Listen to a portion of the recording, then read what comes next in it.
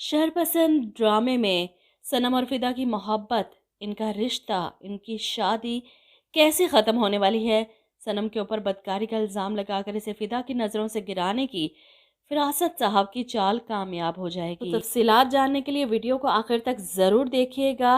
बड़ी तफसील से इस चीज़ को प्रेडिक्ट किया है मैंने। अगली किस्त में आप देखेंगे कि फिदा को चोट लगने की वजह से सनम काफ़ी परेशान है। वो इसे छोड़कर अपनी एग्जीबिशन के लिए लाहौर नहीं जाना चाहती, लेकिन फिदा के मजबूर करने पर आखिरकार इसे मानना पड़ता है।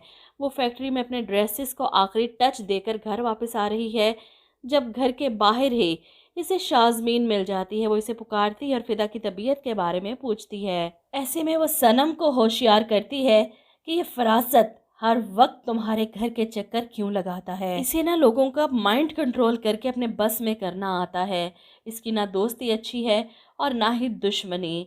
सनम नफरत से अपने घर के गेट के पास खड़े फरासत अंकल को देखकर शाज़मीन से कहती है कि दफ़ा करो इन्हें, मुझे तुमसे कुछ ज़रूरी बात करनी है।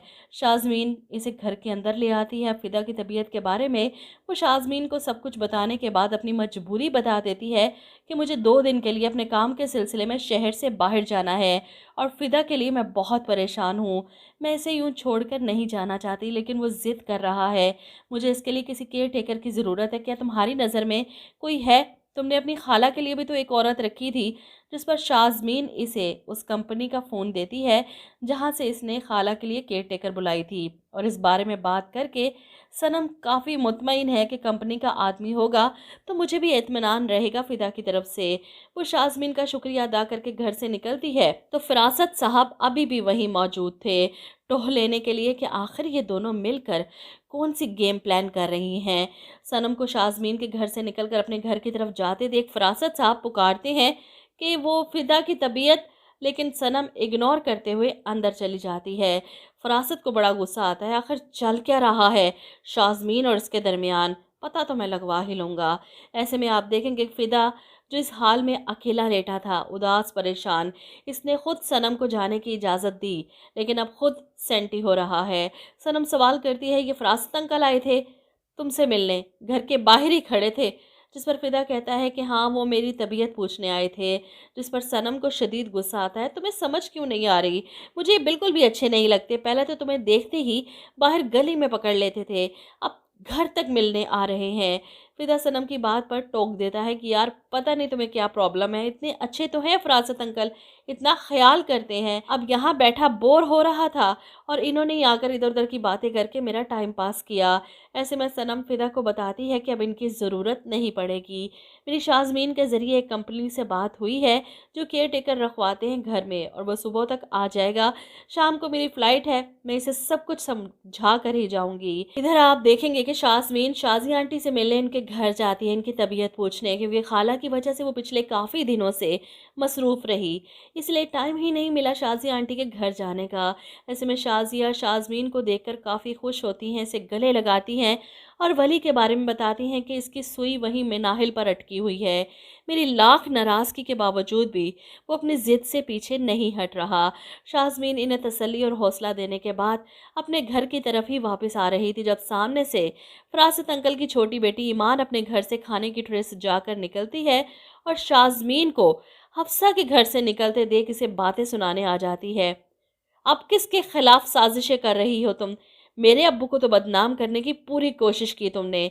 वो तो मेरे अब्बू ही थे जो खामोश हो गए, लेकिन मैं खामोश नहीं रहूंगी। इस छटांग भर की लड़की की बकवास सुनकर शाज़मीन को गुस्सा तो बहुत आता है, लेकिन कीचड़ में पत्थर डालकर वो अपने कपड़े ख़राब नहीं करना चाहती, इसलिए इसे इग्नोर करके अपने घर चली जाती है। ईमान ये ट्रे शमा आंटी के घर लेकर जा रही थी ताकि हमाद से मुलाकात हो सके।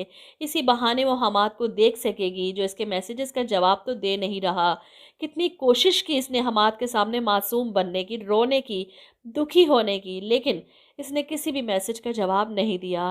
खैर दरवाजे पर दस्तक होती है तो हमाद ही दरवाज़ा खोलता है और सामने ईमान को देखकर हैरान होता है, जिस पर ईमान कहती है, मैंने बिरयानी बनाई थी, सोचा तुम्हें और आंटी को देने आ जाऊं। शमा बेगम ईमान को देखकर बहुत खुश होती हैं। हमाद के चेहरे पर इसे देखकर कोई एक्सप्रेशंस नहीं, लेकिन ईमान तो पूरी तरह से इसे फंसाने की कोशिश करती है, मुंह पर बड़ी सी स्माइल रखकर। इधर शाम में सनम की फ़्लाइट है और केयर टेकर को सारी बातें समझाने के बाद वो फ़िदा को खुदा हाफ़िज़ कहकर तैमूर के साथ गाड़ी में बैठकर चली जाती है। फ़रासत साहब जो हर बार की तरह अपने गेट पर ही मौजूद थे, क्योंकि इन्हें तो कोई दूसरा काम है ही नहीं, जब देखो अपने गेट पर ही खड़े होते हैं इर्द गिर्द नज़र रखने के लिए। इस अनजान मर्द को देखकर वो हैरान होते हैं। फ़िदा के घर के बाहर खड़ा और सनम जो सामान के साथ तैमूर की गाड़ी में बैठकर जा रही थी, आखिर ये क्या माजरा है। इस मामले की टोह लेने के लिए वो फ़िदा के घर आते हैं, इस केयर टेकर से हाथ मिलाते हैं और फ़िदा के बारे में पूछते हैं। इसके पास आकर बैठ जाते हैं कि क्या मामला है, ये आदमी कौन है और सनम बेटी कहाँ चली गई, सामान देखा था मैंने उसके हाथ में। जिस पर फ़िदा बताता है कि बस अंकल 2 दिन के लिए गई है, लाहौर जाना ज़रूरी था। जिस पर फ़रासत साहब तंज करते हैं कि इस हालत में तुम्हें वो छोड़कर चली गई, वो भी किसी गैर के रहमो करम पर। जिस पर फ़िदा अपनी बेगम की साइड लेता है कि नहीं अंकल, वो तो जाना नहीं चाहती थी, मैंने उसे मजबूर किया कि इसके लिए बहुत ज़रूरी था।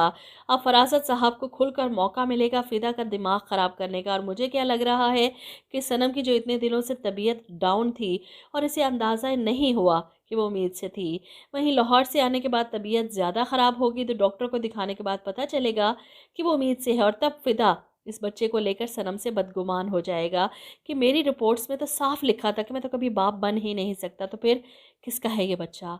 तुम तैमूर के साथ लाहौर गई थी, तो क्या ये सनम और फ़िदा की बड़ी धुआंधार लड़ाई होने वाली है इस बात पर, क्योंकि सनम जितनी खुश थी इस बच्चे की न्यूज़ से, फ़िदा के शक ने इसे इतना ही दुखी कर दिया। तुम्हें शर्म नहीं आती मुझ पर इतना घटिया इल्ज़ाम लगाते हुए, और फ़िदा को 1% भी इस पर यकीन नहीं होगा। जब मेरी रिपोर्ट्स कह रही हैं कि मैं बाप नहीं बन सकता, तो फिर ये सब। और यहाँ पर सनम चिल्लाएगी कि मौजज़े भी इसी दुनिया में होते हैं, लेकिन नहीं, तुम जैसे मर्द तो मौजज़ात पर यकीन करने के बजाय सिर्फ बीवी को बदकिरदार साबित करने को तरजीह देते हो। मुझे ड्रामे की कहानी कुछ आगे चलकर ऐसी लग रही है, और इस जल्दी पर तेल का काम करेंगे फ़रासत साहब इन दोनों का रिश्ता ख़त्म करवाने के लिए। क्योंकि जब इन्हें पता चलेगा कि सनम उम्मीद से है, तो मुबारकबाद के साथ साथ फ़िदा को भड़काएंगे कि इतने सालों से तुम दोनों की ये खुशखबरी नहीं मिली, लेकिन सनम बेटी लाहौर से होकर आई तो साथ ही खुशखबरी भी आ गई। और फ़िदा गुस्से से मुंह लाल, इसको भी पूरा यकीन हो गया है कि फ़रासत अंकल बिल्कुल ठीक कह रहे हैं। वो बज़िद हो जाता है कि बच्चे का डीएनए टेस्ट करवाना है, मुझे पूरा यकीन है ये मेरा नहीं है। और यहाँ पर सनम को अफसोस होगा फ़िदा की सोच पर, वो इस बात के लिए कभी राज़ी नहीं होगी। तुम्हें मेरे किरदार पर कीचड़ उछालना है, मुझे बद किरदार साबित करना है, तो ठीक है, जो चाहे मर्जी सोचो, लेकिन ये टेस्ट मैं नहीं करवाऊंगी। वो भी ज़िद पर अड़ जाएगी। जाहिर सी बात है, कोई भी औरत अपने किरदार पर इतना घटिया इल्ज़ाम कैसे बर्दाश्त कर सकती है, और क्यों खुद को सच्चा साबित करने के लिए वो डीएनए टेस्ट करवाए।